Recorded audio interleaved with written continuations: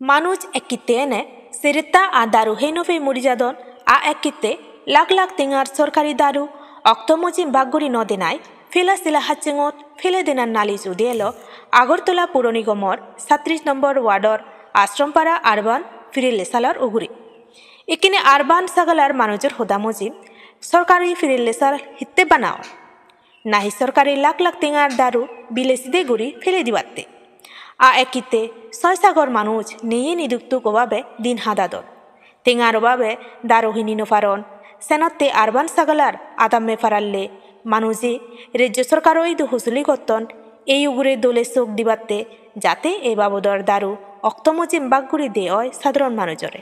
আপনার কি মনে হয়েছে? না দেখেন, এগুলো তো অ্যাকচুয়ালি পাবলিকের কাছে দেওয়া উচিত, কারণ আমরা তো ত্রিপুরার জনগণ চাই মানে গভর্নমেন্ট হসপিটাল কেলেই করা হয়, মানুষের স্বার্থে করা হয়।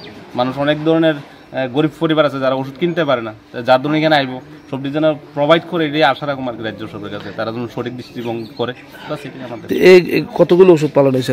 প্রায় আমার হিসাবে তো লক্ষ টাকার উপর হইব, লক্ষ টাকার উপরে ওষুধ এখানে নষ্ট হয়েছে, দেখলাম এক্সপায়ার্ড হয়েছে সম্ভবত।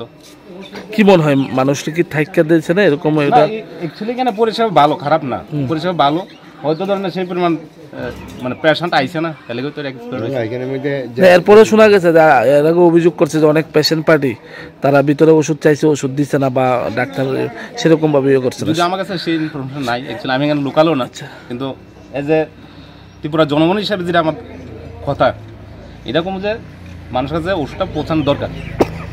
যদি এমন লোকাল অভিযোগ থাকে এটা তদন্ত করা উচিত।